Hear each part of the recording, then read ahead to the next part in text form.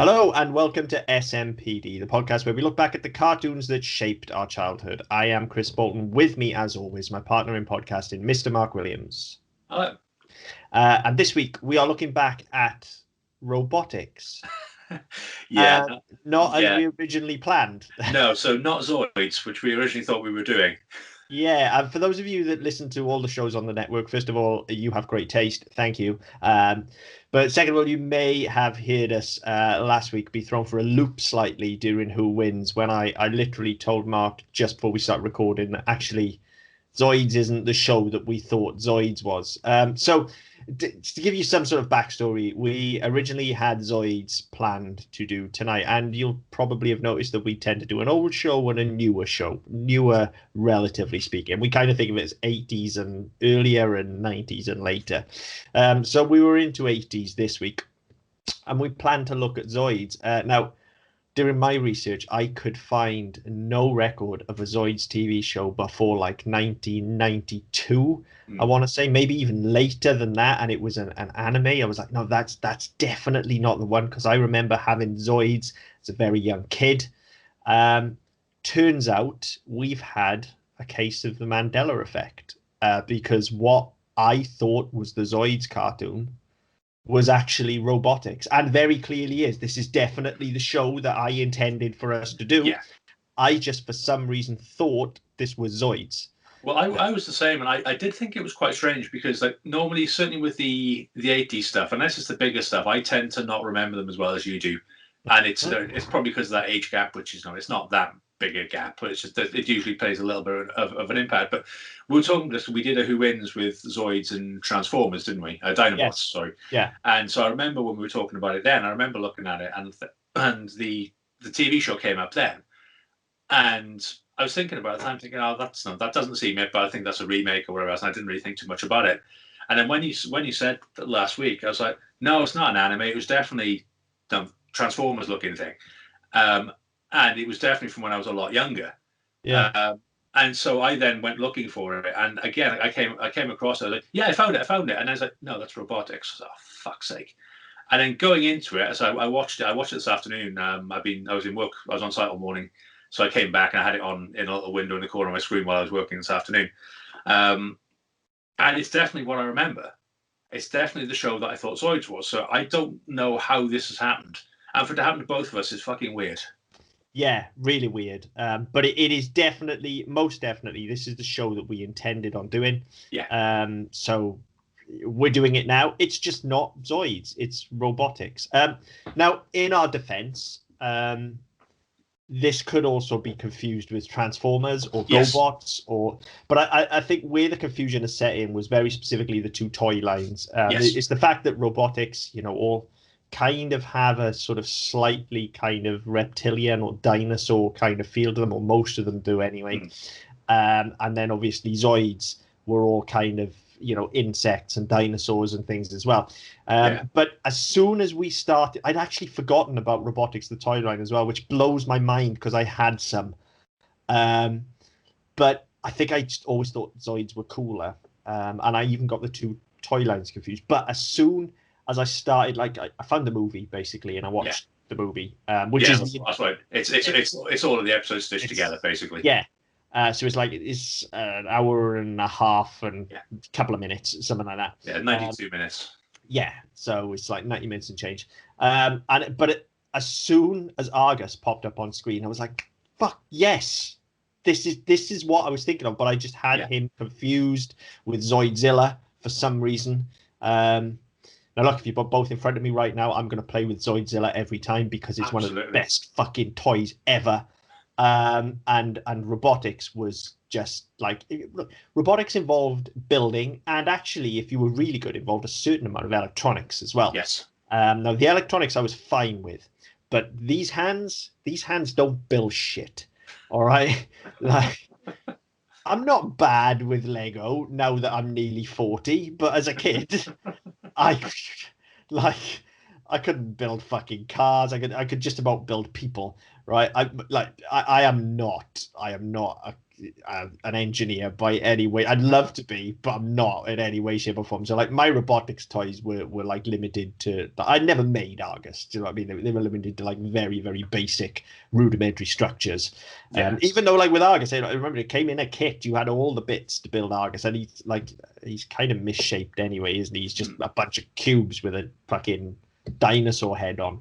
But yeah, anyway, sort of getting sidetracked already and talking about the Toyland, but I think that's where the confusion came in, is they were both kind of, whereas Zoids were kind of wind up and mechanical, and these were more, you put them together yourself, but they both had that robotic dinosaur kind of feel. Yeah.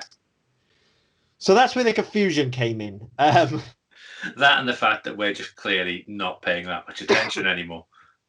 No, I mean, I genuinely thought this was the Zoids cartoon. I could see the logo. I could even, like, I'm convinced I can see the opening of a Zoids cartoon in my head, but maybe it is the anime that I can see, or maybe it was an advert, because I know the Zoids adverts were fucking cool as well. Yeah. Look, listeners, if there is an earlier Zoids show that you know of pre the animes, hit us up, because I can't find it anywhere. And if there is, I want it. But this is definitely what I was thinking of. I'm glad I found it. I watched the movie. This is one of the few shows that we've done where I can now say I have done the entire run, because that was an easy 90 odd minutes. I stuck it on Sunday afternoon and it just flew by. Yeah. I mean, I've got to say this thing is not original in any way, shape, or form. But no, not at all. I fucking enjoyed it. I did too. One of the things I was quite interested in actually is that there are a couple of voices in there which are quite recognisable. I mean, you got Peter Cullen and Frank Welker to start with, which is just why don't we just remake Transformers? Like this that was it. This is like they've clearly watched Transformers and gone, let's have another one of them. So they've got them both in, but they've crossed them over in terms of sides. Yeah. So that was a bit weird. So you got good guys voicing bad guys voicing good guys. But yeah, there are voices. Actually, the voice talent is all pretty good. Yeah. Look, the animations, it's as good as it comes with these kind of cheaper 80s cartoons. I was going to say, I mean, we've seen a lot worse. Yeah, I mean, it's clearly been farmed out. I would hazard a guess it's gone out to China or Japan. If I really wanted to do some research right now, I could probably find that out. But I mean, being as how it was Sunbow, so being as how it was Sunbow, it probably did go out to Japan. It was another of these Sunbow Marvel shows. We've talked about a few of them before as well. I don't ever remember there being a comic for this, though, despite Marvel's involvement. Nor did I notice any particular names of note on the writing staff. There was a comic. There was a comic, was there? Marvel produced a single-issue comic book written and drawn by Herb Trimpe in February 1986, which roughly followed the story of the first 3 episodes. A single issue. So a commercial for the comic was made and aired on Sunday mornings. Why would you make a commercial for a comic if you're not going to make the whole fucking run of the comic? I mean, I get the impression, from the fact that there is a singular season which wraps up very quickly. Like that is the only thing I will say about it. I thoroughly enjoyed it. It doesn't hang together as a single movie, really. No. They've managed to stitch all the episodes together, but the story is very clearly episodic. And it just kind of ends. It just kind of gets to a point where they're like, okay, fuck, someone's pulled the plug. Yeah. We need to end this now. And there's a big fight, and they kind of end it. They end it on a cliffhanger. But they just kind of wrap it up. And I guess maybe the same thing happened with the comic. I guess maybe the first issue hit the stands. Comics are relatively expensive, compared to your return on investment. So I guess it hit the stands. And this Marvel in these days, in the 80s, were not going to take any fucking chances, because they were holding on by a fucking thread. Yeah, so they weren't exactly flush, were they? No, this is not Marvel as you know them today. So I guess they just didn't take the chance. I mean, I think the toys sold fairly well. As I say, I certainly remember being They were expensive toys though, because they were basically Connects kits. But yes. They were more or less exactly the same as a Connects. It's just they obviously linked into the show. So so yeah, I guess maybe it just fell on its ass. But it is a shame because look, the writing isn't. Nobody's going to win the awards for this, okay? And it's certainly not up there with the best stuff that we've seen in terms of writing on this show. But it's solid enough. It does what it needs to do. It Yeah, feels very much like a comic book. It feels like a Saturday morning serial or a serialized comic book yeah, in that it's got that episodic structure. Everybody's talking in exposition. It's high adventure, tales of daring do, and a bit of fucking space and technology thrown in as well. Like it ticks all my fucking boxes, and I was yeah, quite happy to knock my brain off for 90 minutes on Sunday afternoon and watch giant robots kick the shit out of each other. yeah. I've got to say as well, actually, the opening to it where you've got the battleship chasing the other ship. I know they obviously they're flying over the surface of this planet, and they're in and out of rocks, and all this. It had a very sort of Transformers feel to it as well. The whole sort of the battle sequence where you used to get a lot of. It was always Starscream chasing after somebody. It had that sort of feel to it as well. And even like the design on it, with like the positioning of the guns and the way they fire and the way they recoil and stuff. Again, that was all very reminiscent as well. So the opening looks really good. And I went into it and so thinking it was going to be, thinking it was the Zoids cartoon in the first place, and then going into it this afternoon and going, right, okay, this is something that I don't know if I actually do remember it, or if it's something that, excuse me, I've seen bits of, or whatever it's going to be. And if I'd never seen it before, I could have still quite happily sat down this afternoon and watched it for an hour and a half because it looked good. The start was gripping, it was engaging, and we talk in Game of Moments all the time about fucking boring some of their episodes are. You never had this here. That grips you as soon as you're in. And the episodes are only as episodes they're 15 minutes each, and so the movie's 90 minutes and change where they stitched the bits together to make the main story, and yeah, it just works. Yeah, as you say, it is an interesting opening. Like it does something that I've spoke about in the show before that I always absolutely love, which is that we get the whole preamble in the opening. Like the opening is a narration of everything that you need to know about this show. Like here's the big info dump. If you've never seen it before, this is what's happening, and that in itself is very comic booky. As the late great Stan Lee once said, every comic book is somebody's first comic book. And this takes that approach. Like you could watch any random episode from this run. You get all the information you need at the start, and then because it's episodic, you're going to be able to follow it. And it's episodic with an arc. The episodes do bleed into each other slightly. I mean, nobody ever really grows or changes, but they do kind of bleed into each other. So there is progression through it as well. Had it been episodic, I probably wouldn't have watched the whole run. I'll be honest, just because episodic, it's much easier to stop something and walk away from. But I watched it edited together as the movie, and I was just like, and I was enjoying it enough to be like, if this was, look, this is a better movie than a lot of the shit we've watched on Better Than Mario. I'll say that's outright. Yes, definitely, yeah. Especially the fucking last one. Yeah, so I was quite happy to sit down and watch this. Like, yes, it's corny. Yes, it's hokey. Yes, the dialogue is atrocious. The animation is good, passable. The concept is entirely unoriginal. Well, the main concept is there are parts of it. There are bits to it. Yeah, I mean, it's got a very rich mythology, clearly, and it's a shame that it didn't go for longer because, the creators have clearly sat down and given this more. Again, bearing in mind, this is selling a toy line. Okay, they've obviously the toy line came first. Yeah, definitely, it did. Yeah, and this is off the back of that, so it's they've given it more thought than they necessarily needed to, shall we say that. To be fair, we've said that with a few of the shows, especially sort of the mid to the early to mid '80s shows, where they do spend the time going back into it, thinking, right, what world are we building, what universe are we building, and actually starting from the middle and expanding out. And it does show. And then some of the latest stuff we watch, and some of the stuff that's on now, they don't tend to do that anymore. It just tends to be, right, okay, well, this is our story, and everything is contained within it, and you don't need to know anything else. And here they go into such much detail with the planet and so the evolution and the fact that their planet was what was going to be wiped out. I can't remember the name of the computer, the central intelligence thing, but how that evolved and all that stuff is brilliant. But you need that. Whereas the temptation would be now just say, well, fuck it, we can get away without that. We'll just say, right, this is where we are because this is where we are. and we don't need to worry. So you don't have this, the extinction level event which wipes out all but 4 of each kind.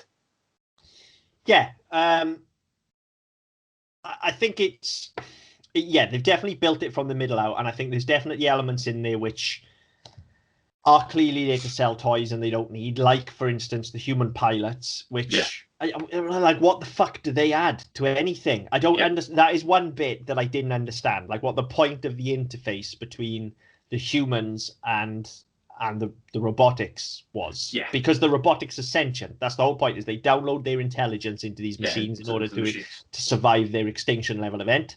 So one thing did bug me with that, actually.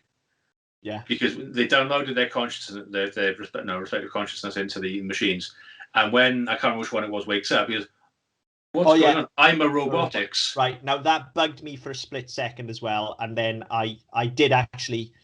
It moves so fast that you can gloss over this, but yeah, that is actually explained. It does make sense. The plan was originally that they were to go into like hypersleep, into stasis. Yeah, no, that's right. I'm fine with that. It's literally the line, "I'm a Robotix." Oh, right, okay. As in the punctuation of it. Yeah, you know me anyway. But that just really fucked me off. Well, no, that's the name of them. They're not robots. They're robotics. I guess it would be I'm a roboti, maybe. It's not I'm a Robotix. No, but yeah, the idea behind it was that they were supposed to go into stasis, and then there was an argument between Argus and Nemesis. Is it Nemesis? Yeah. On the other side, they end up being like, "Well, you go first." "No, you go first because you'll stab me in the back." Blah blah blah. You pull my tube out, whatever else. Yeah. So everything goes tits up, and then in order to survive, they all get then put into robotics, and Argus is the first one to go in, and that's how he wakes up. So it wasn't the plan for them to be downloaded into robotics. They were supposed to get to the planet and use the robotics to terraform it. Yeah. Which is why there are control cabs. I get that. Okay, I get that there are control cabs and you can go up inside them and drive the robotics. I get it. But they are sentient. They are autonomous. Like, they don't need I know it's there, but they don't. But throughout this show, there's this whole kind of thing where if the human kind of interfaces with them, they call it, and they put the helmet on, and presumably they're controlling it through their mind or whatever, but they're more powerful. And I don't understand. No, I don't understand that either. No, I didn't get it. It's as if we're some master race or something, and they're all thick as fuck. It's kind of, that's the only thing I can think of, is that, like, without us, they have no. But we know that's not the case, because we see that they're very much a civilized society, or both of them. There's two very civilized societies exist in there that have gone to war and have built these fucking machines. So if anything, they're more advanced than us. Yeah. So why the fuck they need a bunch of fucking monkeys to climb inside them and throw shit at each other is beyond me. Yeah, and the other thing that made me laugh, actually, when it first happens, I can't remember the kid's name, but he goes up and the cab is there and he just starts pushing buttons. And before the first one he pushes opens it. The second one he pushes puts the fucking helmet over him, and then he starts jabbing around at random. So I'm sure you press at random to get in, and then you work out what you're doing. You work out what you're doing, yeah.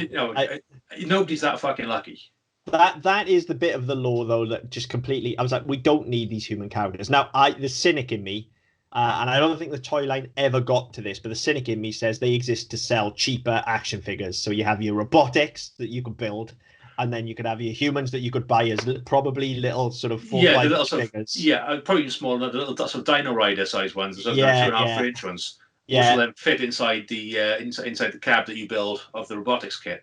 So I think they were probably there purely as an expansion for the toy line, because we don't need them as ciphers, because we have the whole thing about, Argus waking up as a robotics. So that can be our way into what a robotics is. And, there's all these things like, as we get towards the end, we find out that they need power crystals in order to survive. That never really goes anywhere, but had we had more episodes and had we used them for the way in. There is a very rich lore behind this. And again, for all that it's fucking giant transforming robots beating the shit out of each other, and for all that, they're Constructicons and they're fucking, like snakes and dinosaurs and stuff like that. There's a very Transformers element to it. There is. I mean, the other thing I kind of likened it to was Brave Star as well. That's sort of in terms of, sort of the richness of the lore and some of the commentary. Again, talking about the crystals and stuff. There's a very definite comment on non-renewable energy and stuff like that. So there's a lot in there to unpack, which we have seen before in other shows as well. So again, I thought that was pretty well done. Yeah, I hadn't drawn the Brave Star comparison, but yeah, I can definitely see that. The place I kept going back to with it was Jace. Yeah, it just reminded me massively in its tone and in its look and everything. Just reminded me of Jace. The coloring was very Jace as well. Yeah, and just the tone of the show as well. Again, that kind of high adventure action serial in space. Yeah. Humans fusing with vehicles. In this case, robotics rather than actual fucking vehicles and things. But yeah, that was where I went with it straight. It was like, oh, this is very reminiscent of Jason the Wheel Warriors. It's not as good as Jason the Wheel Warriors, but what is? Very few things are. Yeah, but that's not to say I didn't enjoy it, because I really did. Like, this gave me that, even though it's not a show I remember that well. Hell, I thought it was Zoids. I remember it well enough that I was getting slight nostalgia buzzes from it as soon as I started seeing pictures. As I say, as soon as I realised what Argus was, I was like, right, yes, that's what I thought was Zoidzilla. This is the show I'm thinking of. But outside of that, I couldn't remember too much about it, and it was just giving me like a real just nostalgia trip for the era. The whole thing feels very early 80s. It took me back to being kind of 6 or 7 years old. I was like, this is awesome. And the music's decent, and everything about it is just thoroughly decent, I think. Yes. There's nothing bad, I don't think, about it. Like, it's not brilliant, but there's nothing really bad here. Yeah, it's very much a product of its time as well. I mean, it's the sort of thing that you'd say, well, if you look at it now as the first time, you're looking at it in terms of cartoons, you're thinking, well, it doesn't look as good as stuff we got in the 90s, and it certainly doesn't look as good as some of the stuff we had in the aughts. But it's decent. It looks like it should. It looks like Transformers. It looks like Thundercats. It looks like Jace, and it sounds like it. And you've got that same energy to it. I mean, as you said, it's an action adventure type show, which you don't tend to get anymore. No, you really don't. They don't make them like this anymore, do they? No, even when we do get action adventure shows, they're much slicker than this now. Yeah, and I mean that in a bad way. Yeah, it's very much everything is on point. There's no trial and error, and I mean that from a story point of view. They say, well, in Thundercats, in Transformers, in all these sort of these questy type shows. Yes, okay, you went on a mission, but you had your setbacks. Whereas actually, if you look at stuff now, there's a show on Netflix called Mia and Me, which the kids watch, and it's about a fairy kingdom that's in danger, and a girl gets dragged out. A girl from our world gets dragged in through a magic book into this fairy kingdom. But in every episode, they resolve shit and they move on slightly, and the peril lasts for 10 minutes. Whereas actually in this, and I don't know whether it's because you had a shorter run, but generally it's stuff you would have had in the 80s. You said, right, actually, at some point, you do need to lose an episode. You do need to lose a battle so that you can go on and win the war. And you don't get that anymore. And it doesn't teach kids how to lose. No, there's definitely that. And there's also, like you said, they wrap everything up inside of an episode in more modern shows, whereas this is serialized. Each episode has a storyline, and they'll maybe wrap that up. But there will always be a cliffhanger that leads you into the next one. And there is this overarching story of the humans want to get home, and the Terracons want to get their ship back up and running, so they align, and then the Protectons want to actually find a way to make the planet work. So that means they need to help the humans fix the spaceship so that they can get nutrients. And so everybody's kind of goals start to align, and there is a mission structure. Everybody wants something. We understand what that is. Like, there is so much thought, as I say, even though it's not original, there is so much thought gone into the story of this. And we've said this before, and especially about some of these shows that sell toy lines, it's almost as if like nobody actually gave a fuck that was in charge of money. It's like they went, right, we need to sell the toys, so here's an arbitrary amount of money.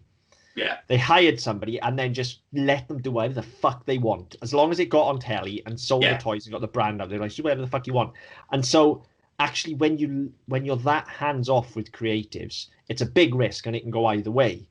But 9 times out of 10, what you're gonna get is something like this, where you've just got pure, unadulterated creativity, where they've just gone, okay, so it's got to be this, it's got to be Transformers, it's got to be GoBots, it's got to be Zoids, because that's what you're selling. But Here's my fucking spin on it. Yeah, so yeah, we're going to have this environmental impact about actually we've strip mined so much of the planet that there's not many power crystals left. And we're going to have this discussion about the two separate societies and war. Yeah, And, you know, we're going to, I mean, there's even in the very first episodes, there's talk about how the humans themselves are short of resources. And you start to see a class struggle in amongst the humans as well. yeah, We've got the bad guys being like, well, we'll take all the fucking food, yeah, and they literally just steal it all and everybody else has to starve, you know, whereas they're trying to ration everything out. You get Cold War era kind of traitors and spies in here as well, where there's a yeah, spy in the camp, you know, there's all of these things going on that, like, look, really, this needed to be, I think the episodes were like 6 or 7 minutes. This just needed to be 6 or 7 minutes of robots punching each other to sell the yeah, toys. That's all it fucking needed to be. yeah, But actually, you know, what you get now, because like the robots punching each other is slightly more constrained because we got so much story in it, makes it fucking cheaper to animate because you've got a it lot of does. singles of humans moving their mouth and emoting, and of robots who have very few features anyway, just Yeah, doing that yeah. basically. But I mean, not only that, because they haven't spent so much time on animating the fights. Actually, you get more time for story as well, and it's something that we talked about before. I think it was when we were talking about Mask when we did them on Who Wins. I think they were against Jace, weren't they? And then we were talking about they spent so much time showing off what the vehicles could do, because Yeah, then that would make the toys seem cooler and thus would sell more toys. Actually, your storylines were pretty fucking basic because they didn't have time to do it because they were too busy going, right, this is a flying car, this is a flying motorbike, this is a flying shark, this is an umbrella that turns into a submarine, all this sort of shit. And you didn't actually get any time for story. Whereas here, they've gone, you know what? The toys are the toys. And if we show them doing what they do by actually, having them in the environment they're in and working, as opposed to just going, and this bit shoots out and this bit lifts up, you actually get more out of it. So I think it was a very ballsy move by the people who made the show, and I don't know whether it paid off or not because obviously they didn't last that long. But in reality, they're far more likely to sell toys that way than they are just be going, oh look, we're a 30-minute commercial. yeah, definitely. And I mean, even like when you go back to selling the toys, just thinking off the top of my head now, like the logical move with the humans would have been that the humans were there because they had to, like, maybe when they get there, all the robotics are like falling apart and damaged, and the humans have to repair them, and then that's their job. They're engineers. They Yeah, fix the robotics, which is yeah, and what that's you would be doing. that's your into the toy because then you've got to build them.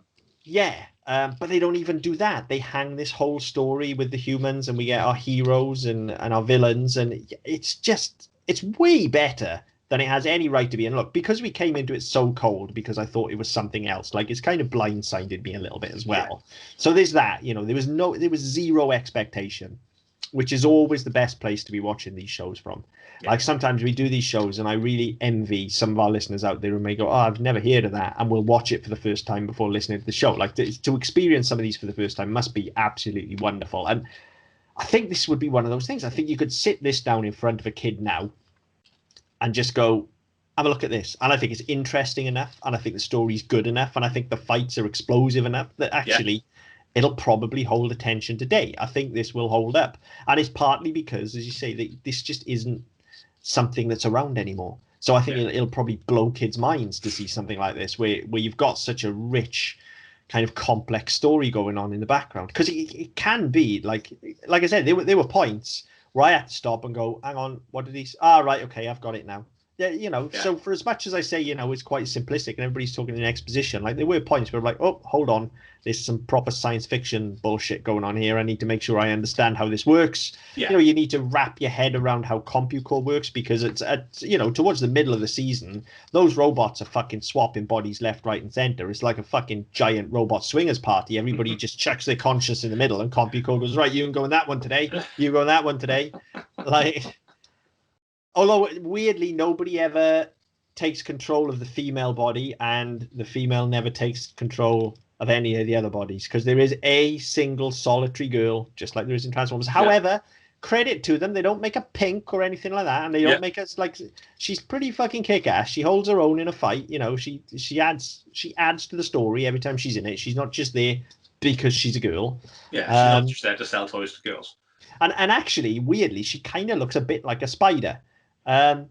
which a cute spider, don't get me wrong, like she's got a big bulbous body and big eyes and stuff like that, but that is not traditionally the kind of look you'd go for, I think, to try and sell one of these to a girl, is it? Like you look at No. what Transformers did, where you get all of a sudden the fucking hot pink Transformer. Yeah, you make a Barbie robot. Yeah, you certainly don't make a spider-looking motherfucker, do you? Not for a little girl, you know? You make it look like, I don't know, fucking Easy Bake Oven or something like that. I don't fucking know. Whatever, what do little girls play with besides dolls? I mean, now, whatever they want is the actual answer to that. Like, they can play with fucking spider toys. Of course they can. They can play with robots. I was trying to think what number one played with, but yeah, she'd just pick up anything that was there. If there was a cricket bat, she'd play with that. If there was a car, she'd play with that. If there's a doll, she'd play with that. Same as boys will play with fucking Barbies and dolls as well. Yeah. But as we've talked about before on this show, that wasn't the accepted gender politics of the 80s when these toys were being marketed. So don't get me wrong, I still know parents now who won't let their boys play with Barbies and won't let their girls play with cars. Fucking what does it matter? Fucking yeah, let them play whatever the fuck they want. It's all seeding imagination. So just exactly. I mean, we laughed because number two fostered. We fostered number two, and one of the rules in the fostering guidebook thing is that you're not allowed to let them dress up as as a boy. He can dress up as Iron Man and Hulk and Batman and shit like that. If he wants to put on one of number one's princess dresses, he's not supposed to do that, and we're not supposed to encourage it. Are you shitting me? I was like, fuck. No, I'm not being funny. If he wants to, if they're playing a game and he wants to put it on, fucking all power to him. How is that not illegal? Like it's a guideline, not a rule. It's not an instruction. Wow. Yeah, that was. I remember reading that and go, well, because at the time we were reading that and they'd been playing something. I think he was wearing a Cinderella dress at the time when we read it. It's like, well, that's a little fucking window then. Wow. What? Yeah. What a pile of horse shit. Yeah, and like to the point where if he decides actually that he's a girl, no, we're not allowed to go. No, we're not allowed to encourage that. We've got to seek help. And so, well, fucking hell, if that's the way he is, then that's the way he is. Well, I don't give a fuck. That's a disgrace. Was it like a super religious fostering organization or something? Local council. That's a fucking disgrace. I mean, I'd imagine that book's 20 years out of date, but yeah, those were in the rules. Wow, fucking awful. Well, I've learned something this evening. That's unbelievable, absolutely unbelievable. That's taken us down a much more serious and heavy alley than I saw this episode going down. But there you go, listeners. You lives and fucking learns. 2021, and we're still fucking Luddites. There you go. Yep. So fucking literally. Yeah, but yeah, that is not translated into this show. Those gender politics are not in this show, and I think that's the first time I can honestly, hand on heart, say that they've nailed that in anything that we've watched. We've had strong female characters in some of the shows, but they're always very much kind of portrayed as they're really good looking, or they wearing pink, or they ride a fucking unicorn, or they have fairy wings, or it's like, no, she's just another fucking robot, just like everybody else. She's there on a mission, just like everybody else, and actually, fucking, she gets shit done. Yeah, like, and that's the thing. Role. I mean, realistically, with the toys, if you're building them, or if you don't have a set, or you've got a couple of sets and you're mixing and matching and shit, it doesn't mean that. No, it means that you don't have to say, well, that one can only be her because that's her color, or that's the shape that she is. You say, well, fuck it, I've got four squares and an arm. So I'm going to make this, and it doesn't fucking matter. I mean, I remember when Lego brought out Lego Friends first, and it was trying to make it more appealing to younger girls. And how do you make? They're plastic blocks. Well, this is it. And the sets are pretty good, and I mean, all Lego sets now up there. It's not just a case of you have blocks and you build shit. They have characters, and they all do bits. So number one's got a lot of the Lego Friends set, just because we've gone into the Lego shop and she's picked them herself. So we said, well, if that's what you want, that's fine. So then we've carried that on and we bought stuff for her because it's what she likes. Yeah. But I remember at the time, I think it came out when possibly I was doing GCSEs or A levels. It was that sort of time, and when they first introduced it, or might have even been early uni. But I remember them bringing it out and talking to a female friend, and we were talking about it. She's like, they've just missed a trick, because they don't need to do all this shit to appeal to girls. The way you make Lego more appealing to girls is in those really annoying plastic hair sets. You give one of those motherfuckers a ponytail. Yeah. Everything else exactly the same. Put a ponytail in, sorted. Because now the girls go, yeah, there you go. The girls represented. Now I can go back to building my skyscraper Ferris wheel robot rocket. Yeah, Easy. because Yeah. yeah. And I just know it was one of those. They spent so much effort and so no, they put so much into it. I think there's a TV show as well on Netflix or Prime or one of them. There are a couple of Lego Friends series, and again, it's all about girls, and friendship and all this sort of stuff. That's not Lego. That's just another excuse. No, it's a cheaper version of Barbie. Yeah, The Lego, it's building shit. Lego Friends has always reminded me of kind of Barbie. Yeah, especially That's what it looks like. Yeah, like the newer Barbie stuff as well, like Barbie's Dream House, which again, in the series where she's got like 15 million sisters and all her friends, and they all go on adventures and solve crimes like Scooby fucking do, all this sort of stuff. It's fine, it's great, and it's entertaining. The kids will sit down and watch it. That's great. But no, you try to equate that to Lego. What the fuck has that got to do with Lego? Yeah, exactly. Whereas if they just played it like, I mean, it would be interesting actually to see what kind of packaging Nala came in as a toy, because the Roblox packaging was all kind of, it looked like a fucking cutting edge toy, it was all fucking chunky lettering with fucking gears and cogs and lasers, and it was all dark colors, and like it looked like an action toy. Yeah. Be interested to see if Nala was sold the same way. I'd be interested to see if you can find it on eBay, actually. See if you can find any on there. I bet you Robotix sets go for a fucking fortune on eBay now. Yeah, the early ones, yeah. I mean, they did, from 2014, they re-released them as something else. I did this earlier. Yeah, in 2014, they re-released them as Robotix and Things, but Robotix spelled the proper way. Robotix and Things. Yeah. Oh, sorry, no. Robotix toys are sold by Robotix and Things, based in Simi Valley. I was going to say. Sorry, I misread it. Robotix and Things as a name is just objectively not as good, is it? It's just nowhere near as good as. And also, Robotix spelled the proper way is nowhere near as good as Robotics with an X, because that's just more extreme. Come on, we all know this. Like, ridiculous. Yeah, new versions are fully backwards compatible. So the versions they sell now are compatible with the 80s versions. That's pretty cool. That's awesome. Yeah. So they've kept it, and it was they're made by MB, so who traditionally make games, but they had a toy arm as well. The originals with Milton Bradley as well, because they even pop up on the credits of the show. It's Marvel, Milton Bradley, and Sumbo, isn't it? Yeah. So with Milton Bradley, Learning Curve Brands began offering them in 1994 up to 2001, and then they're taken on by Robotix and Things. And so you can, if you've still got your old ones, you can attach new ones to it and just keep on building, basically. I bet there's fucking tons of them in car boots up and down the country. Yeah, like maybe that's something I need to do when this whole pandemic thing is over. Just go on a car boot hunt for some Robotix. I really fancy trying to make an Argus. I reckon I could pull it off. He's a big fucking cube with a clampy jaw. How difficult can it be? Why do you say that? I mean, he's a cube. He's literally. It's like somebody took Wall-E, made him giant, and put a giant fucking clampy like Nessie head on him. He looks a little bit scary, actually, considering he's like the good guy. They all do, actually. I mean, the snake is fucking terrifying. Yeah. The designs are just.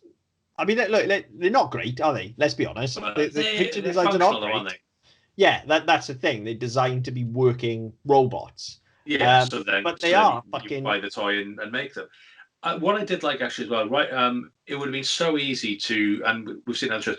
It would have been so easy for the humans to stumble upon them and then go, "Oh, that looks like this. That looks like that." The fact you actually see them mid battle as well, where they're just all popping up out of the ground and shooting each other, chomping each other, and all this sort of shit as well. Again, it just shows shows what they're capable of, what these things all look like, without going, oh look, there's one that looks like a snail. Oh well, there's one that looks like a snake. That one's a big fucking cube with chompy jaws on it.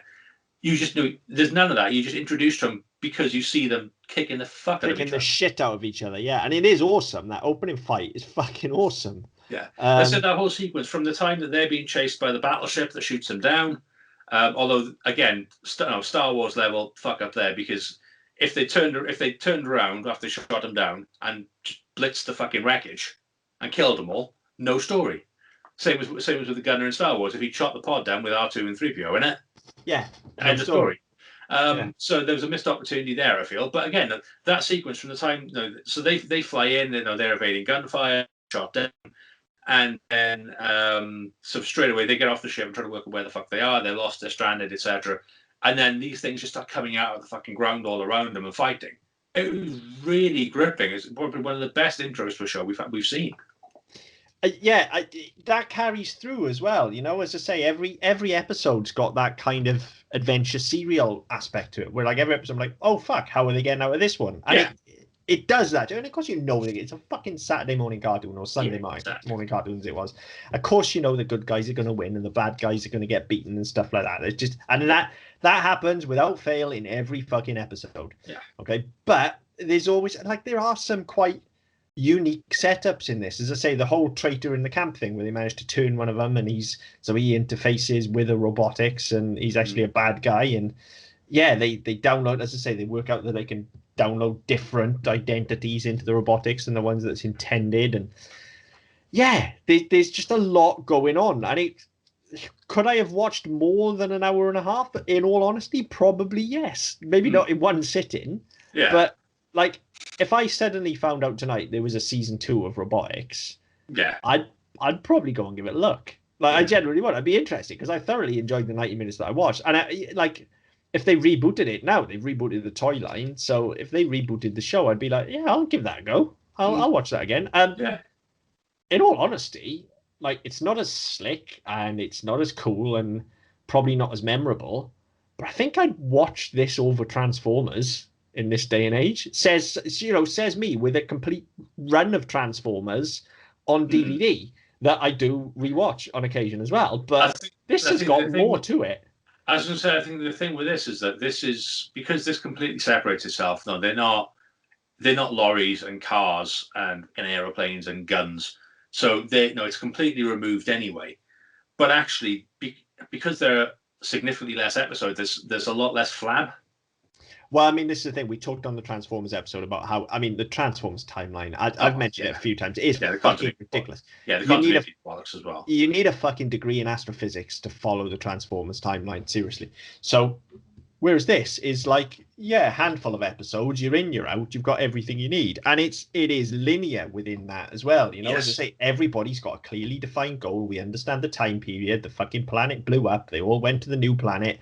The humans are on the new planet as well. So you've got the 3 species all sort of bickering amongst themselves and forming fragile alliances and things like that. And they're all fighting for resources. And it's just classic stuff. It's Lost in space, but with giant robots punching the shit out of each other. That's essentially what this is. Which, to be fair, that's what the Lost in Space reboot needed. Yes. Well, it certainly didn't need fucking Matt LeBlanc, did it? So. Oh no, I was on about the Netflix one, not the. I still haven't seen the Netflix one. It's on my to-watch list. It was all right. It could have been better. Because we don't do kind of tea time shows on this show, but if we did, Lost in Space would be top of my list. I fucking love the old Lost in Space. So that, again, space adventure serial. It's got all of the classic tropes, and I think that's why I keep saying it feels so unoriginal, because it is so tropey in that it hits all of those marks. But that was the space. But it does them well. It was the 80s. It was all about fucking space. Yeah, so the 80s, pretty much anything from some mid-60s all the way through was about space. Yeah, and the 80s especially, robots as well. Yeah. We had everything. Yeah, good fucking Robocop and Terminator and all this sort of stuff. But then we were on the back of the space. We weren't going to the moon anymore, and space exploration wasn't quite as big a thing anymore. But robots were huge, and then Star Wars fucking hit. And all of a sudden, it's spaceships and in laser swords and robots and stuff again. And all of a sudden, where things have started to die down, it was like, right, now we've got fucking Mask and Transformers and Zoids and Robotix and everything else we can get, because everything had to be about space. Trying to capture that lightning in a bottle that Lucas had already done. But even though it's that kind of space opera and it's got that space serial adventure thing to it, there's something there's something almost kind of vaguely cyberpunk about the whole thing as well. There's something very kind of, Blade Runner and androids and, downloading your conscious into Yeah. these machines and augmenting your bodies essentially and Well, things plus, like that. even if you come as far as the early or the late aughts and the early 2010s with things like Dollhouse, Yeah. That's still a thing now. That's still something that we're, as a viewer, we're still seeing that being done as recently as the last sort of 10 years. And I dare say it'll carry on. Yeah, I mean, that's kind of what I'm saying. There's something almost, I won't say ahead of its time because we were getting a lot of cyberpunk fiction back then as well, but it certainly wasn't mainstream in the way that, say, Star Wars was as a genre. So there's that to it as well. There is just a lot going on. And I feel quite sad, if I'm honest, that there isn't more of this because I feel like there's a lot left to explore with it. Like I said, we get those giant fucking rock monsters show up at the end out of nowhere. Like, where do they come from? They were a credible threat for everybody. Yeah. You get, I mean, I'm pretty sure, like, they don't really explain it either way, but I'm pretty sure in last episode, some of them fucking die. Like, certainly the bad guys. Like, we only see one of them survive. Yeah, and I think, I mean, as you said, it was set up. It did end on a cliffhanger. So maybe they thought they would get the second season. Maybe they thought they were going to get to explore that. I'm pretty sure most of the Terracores died. Definitely, particularly the snake. That's because I was working. I was only half watching, unfortunately. So the last one's called The Final Attack. The Terra Star raises Xanadon, but in the ensuing conflagration, the Protectons attempt to penetrate Terra Star's hull. Nemesis directs ship in space. Blah blah blah blah blah. Floating in space, Argus has picked up the Protectons who survived, who were combining together, return to the surface of Skull and begin to rebuild their world. In the void of space, Nemesis still lives. So yeah, he's the only one that you see. Survivor. Yeah. But like most of them, you kind of assume go down with a ship because it goes into the asteroid. Yeah. But the fucking snake, whose name I can't remember. Yeah. But like they flat out murder him. Like he crashes into like a map screen type thing and they electrocute him. Mm-hmm. Like. I'm pretty sure he fucking died. And at one point, I thought they were going to kill Nala as well because they fucking grab hold of her and it looks like they're going to rip all her legs off. But instead, they just kind of throw her up against the wall and she gets vaguely kind of stunned, I guess. But yeah, I think this treats the viewer with far more respect than a lot of adult shows do. Yeah. Like, yes, as I say, well, no, I can't say that they dumb it down with the dialogue because that expository style, where everybody's like super exaggerated dialogue and everything's over dramatized. Yeah.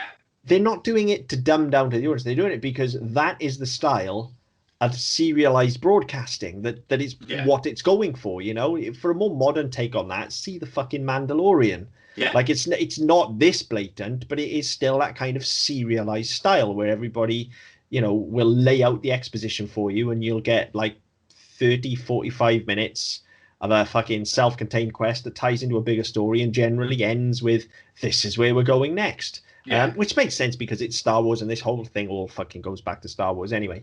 But, what I'm saying is that is a more sophisticated version of this. So if you take this back 30 years, then it makes perfect sense that the dialogue would be like this. So I don't even think I can level that at it as a criticism. I think that's just what it is.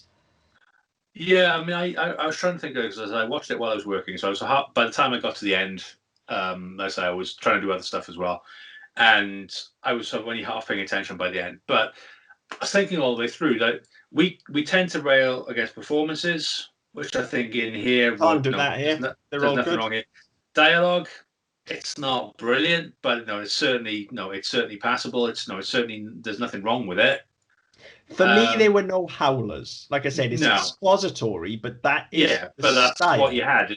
Yeah, that's the style. Certainly if you had in the 80s, that's just what you got. The animation is passable. The color palette is good. The story is good. I think the story's fucking great. Like I don't think it's original, but I think it's great. I was all up for it. Yeah, I can't find anything to go, you know what? Yes, it was good, but they fucked X, Y, Z. I can't find it. Like the only thing for me is that fucking creature design. And we know that's because they were based on the toys and the toys had to be put together by kids. But like there is something vaguely terrifying about Argus and he's meant to be our good guy. He kind of looks like the retarded cousin of Grimlock.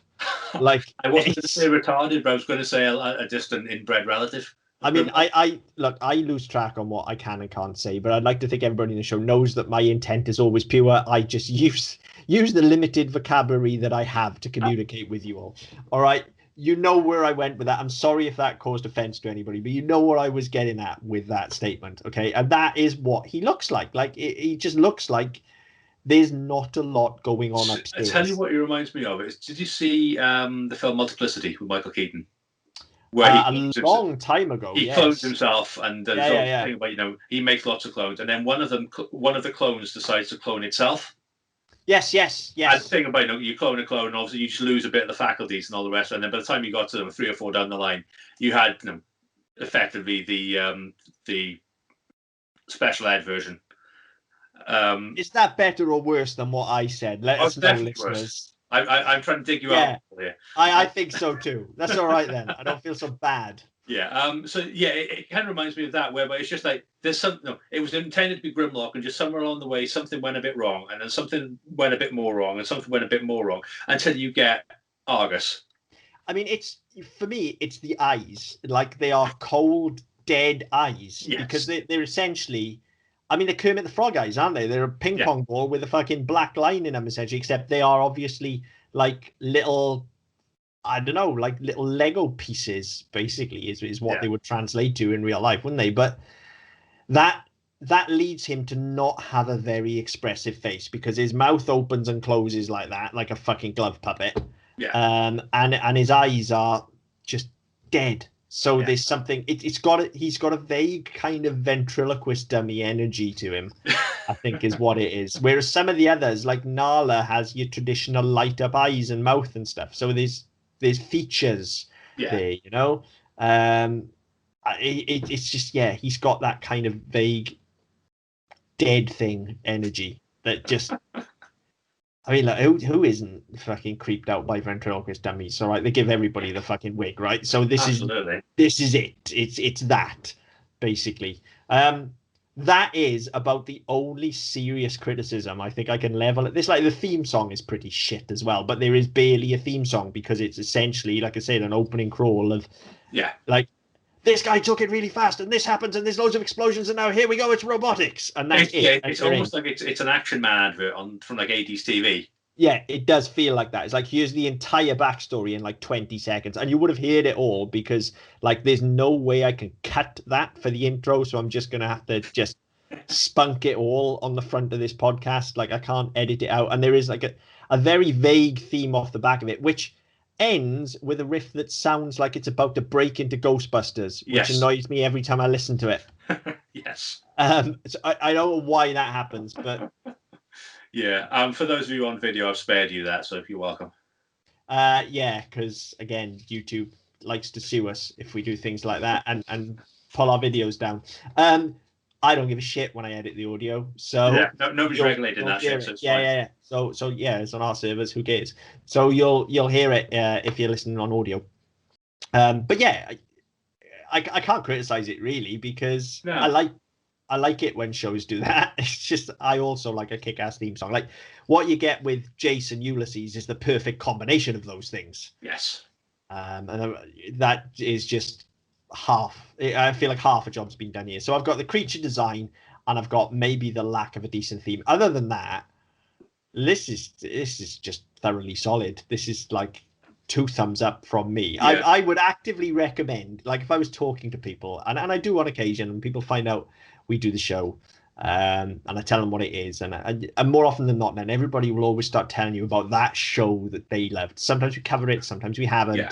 And then that conversation will inevitably lead on to other shows that they love.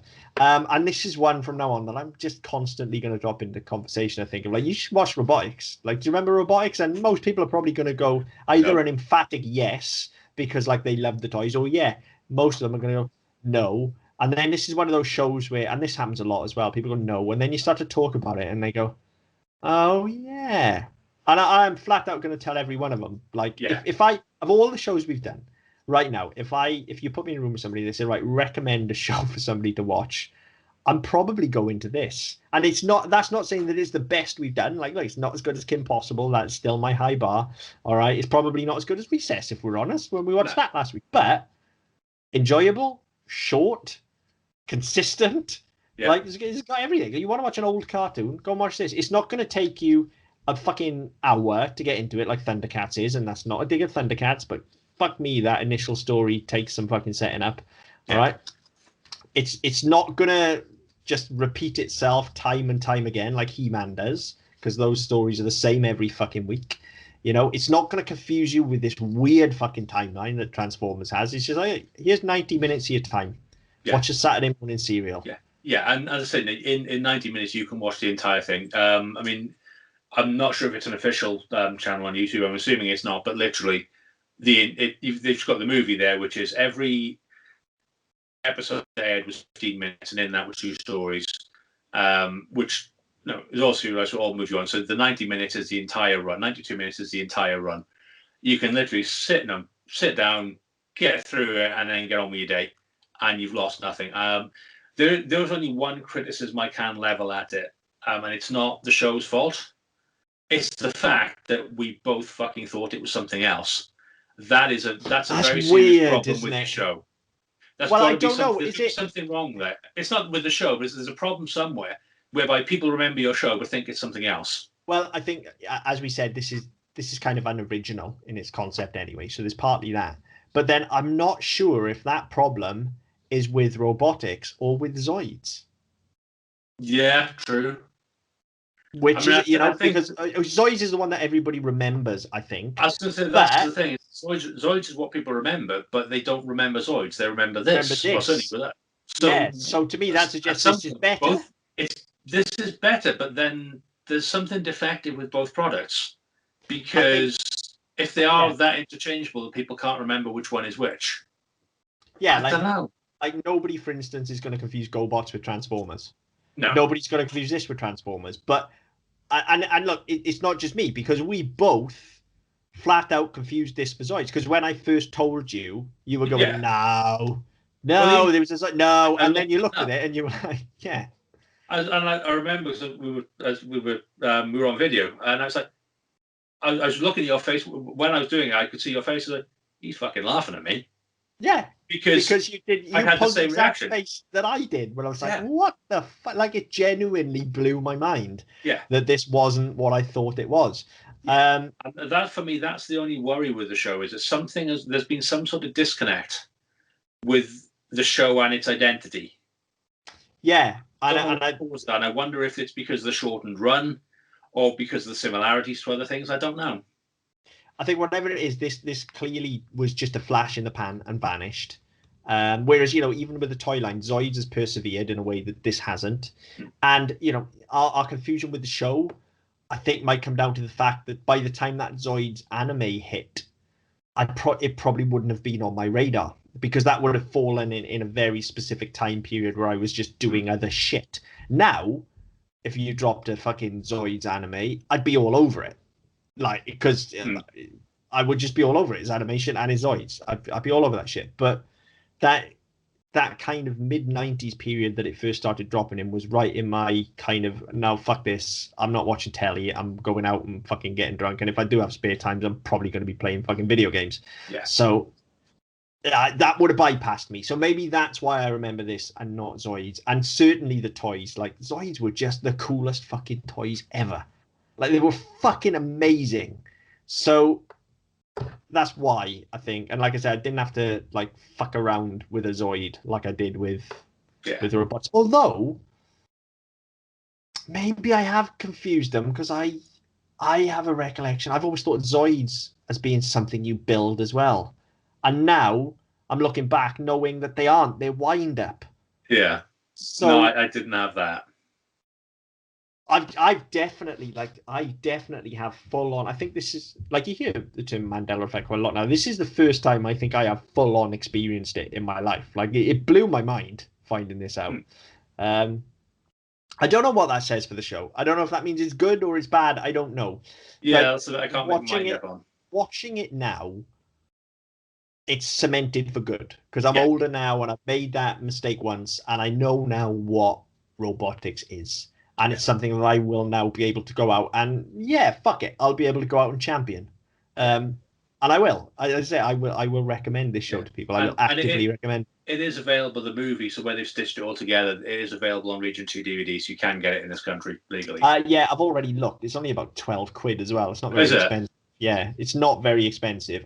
It's worth every penny of that. But we've paid more than that to watch worse films for better than Mario. Yeah. You know, generally, because I fuck up and buy them rather than renting them, but yeah.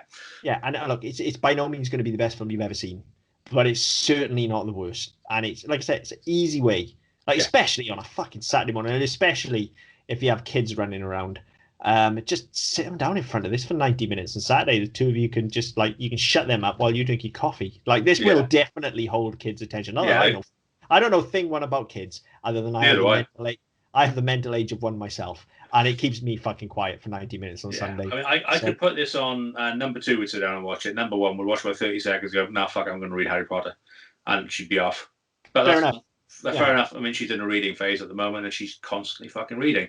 It's amazing because she'll put her lamp on in her bed. So we'll put her to bed, and then she'll put her lamp on in her bedroom, and she'll read. I think we don't notice.